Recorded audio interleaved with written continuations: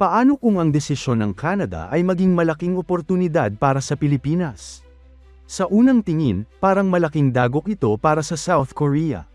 Sa halip na piliin ang advanced na KSS-3 submarine ng Hanwha Ocean, ang napili ng Canada ay ang German shipbuilder na TKMS at ang kanilang Type 212CD submarines. Pero ang tanong, masama nga ba talaga ito para sa Pilipinas? O baka ito pa ang maging dahilan para mas gumanda ang alok ng South Korea sa Philippine Navy? Sa video na ito, aalamin natin kung bakit ang balitang ito ay maaaring maging magandang development para sa submarine program ng Pilipinas, bakit hindi pa tapos ang laban ng KSS-3, at kung paano maaaring makinabang ang ating bansa sa kompetisyon ng Germany at South Korea. Kung interesado ka sa usaping Philippine defense at military modernization, siguraduhin panoorin hanggang dulo. Kung bago ka pa lang sa channel, huwag kalimutang mag-subscribe at pindutin ang notification bell para lagi kang updated sa mga pinakabagong balita tungkol sa Philippine defense at military modernization.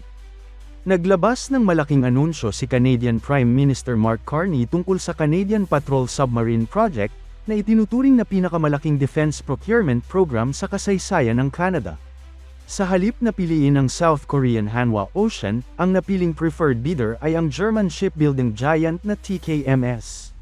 Plano ng Canada na bumili ng hanggang 12 bagong diesel-electric submarines na Type 212CD sa pakikipagtulungan ng Norway. Mas lalo pang naging kapansin-pansin ng balita dahil pumayag umano ang Germany at Norway na ilipat ang ilan sa kanilang production slots para mauna ang Canada. Layunin nitong makapaghatid ng unang 4 na submarino bago sumapit ang taong 2034. Natural lang na maraming defense observers ang nagtanong kung ano ang magiging epekto nito sa ibang bansang naghahanap din ng submarino. Isa na rito ang Pilipinas. Sa nakalipas na ilang taon, malinaw ang interes ng Philippine Navy sa pagkakaroon ng unang submarine fleet nito. Bahagi ito ng Horizon 3 Modernization Program na naglalayong bigyan ng bansa ng mas malakas na kakayahan sa ilalim ng dagat. Isa sa pinakaaktibong nag-aalok sa Pilipinas ay ang South Korean company na Hanwha Ocean. Hindi lang simpleng presentation ang ginawa nila. Mismong si Pangulong Ferdinand Marcos Jr. ay nabigyan ng detalyadong briefing tungkol sa export version ng KSS-3 submarine. Ipinakita rin ng South Korea ang kanilang kahandaan na magbigay ng training, maintenance support, at maging technology transfer upang matulungan ang Pilipinas na makabuo ng sariling submarine capability. Dahil dito, marami ang nagtatanong kung mawawala ba ang tsansa ng KSS-3 matapos itong hindi mapili ng Canada. Ang sagot ay hindi. Sa katunayan, maaaring mas maging available pa ngayon ang Hanwha Ocean para sa mga bansang tulad ng Pilipinas. Isipin natin ito, kung nakuha sana ng South Korea ang napakalaking kontrata ng Canada, malaking bahagi ng kanilang production capacity ang mapupunta roon sa loob ng maraming taon. Ngayon na hindi nila nakuha ang kontratang iyon, mas marami silang oras, resources, engineering teams, at production slots para sa ibang international customers. Kabilang dito ang Pilipinas. Hindi rin lihim na gusto ng South Korea na palawakin ang kanilang defense export sa Southeast Asia. Mayroon na silang matagumpay na partnership sa Pilipinas sa pamamagitan ng FA-50 fighter jets, Jose Rizal class frigates, at iba pang defense projects. Ibig sabihin, may matibay ng pundasyon ng defense cooperation ng dalawang bansa. Ngayon, pag-usapan naman natin kung bakit maraming eksperto ang nagsasabing bagay sa Pilipinas ang KSS-3. Isa sa pinakamalaking bentahe nito ay ang Vertical Launch System o VLS. Ito ang nagbibigay kakayahan sa submarine na magdala ng iba't ibang klase ng missiles bukod sa mga torpedo. Sa panahon ngayon, napakahalaga ng long-range strike capability lalo na kung pag-uusapan ang West Philippine Sea. Bukod dito, mas malaki ang KSS-3 kumpara sa maraming conventional submarines. Mas mahaba ang operational endurance nito. Mas marami rin itong maaaring dalhing armas, supplies, at crew.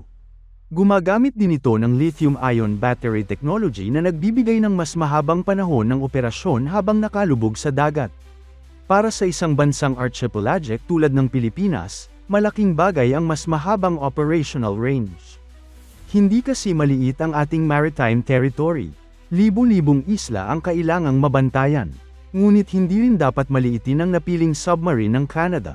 Ang German Type 212CD ay isa sa pinakatahimik o stealthiest submarines sa buong mundo.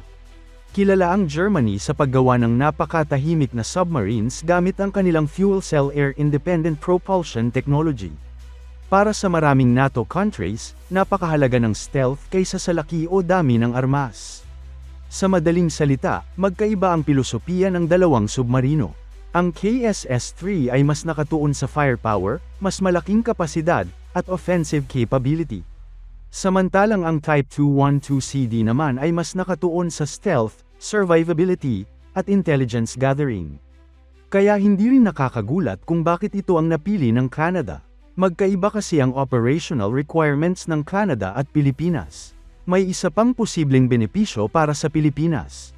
Sa mundo ng defense procurement, kapag natalo ang isang bidder sa napakalaking proyekto, madalas ay mas nagiging agresibo ito sa susunod na mga kontrata. Ano ang ibig sabihin nito? Posibleng mag-alok ang Hanwha Ocean ng mas magandang presyo. Maaaring mas palawakin nila ang financing package. Mas magandang training program. Mas malaking technology transfer. At baka pati local industry participation ay mas palakihin pa. Ito mismo ang mga bagay na mahalaga sa Pilipinas. Hindi lang tayo basta bibili ng submarino. Gusto rin nating matutong mag-maintain, mag-operate, at kalaunan ay magkaroon ng sariling kakayahan sa submarine support infrastructure. Siyempre, may downside din ng development na ito.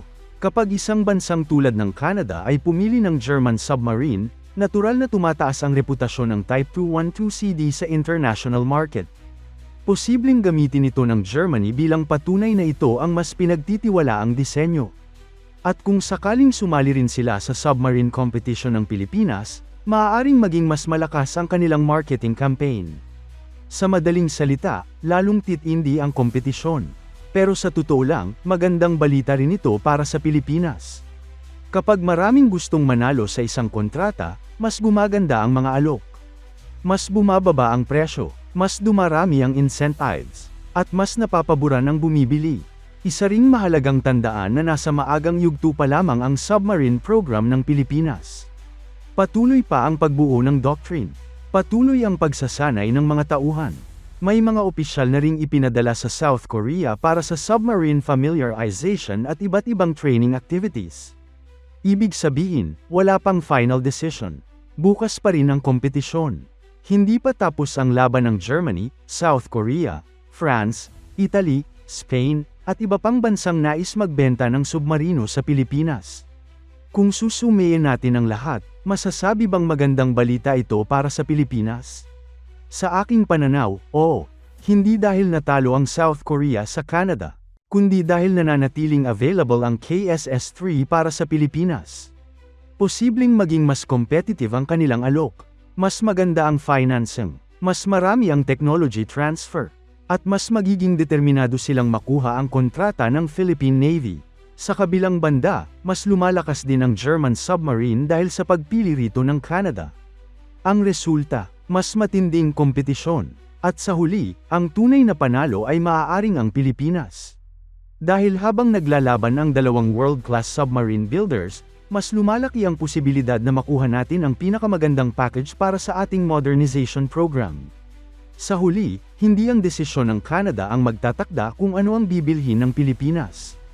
Ang pinakamahalaga ay kung alin ang may pinakamahusay na kombinasyon ng kakayahan, presyo, maintenance support, technology transfer, financing, at pangmatagalang benepisyo para sa Philippine Navy. At kung magpapatuloy ang kompetisyong ito, mas malaki ang tsansa na makuha ng Pilipinas ang submarinong tunay na babagay sa ating pangangailangan at sa pagtatanggol ng ating malawak na karagatan.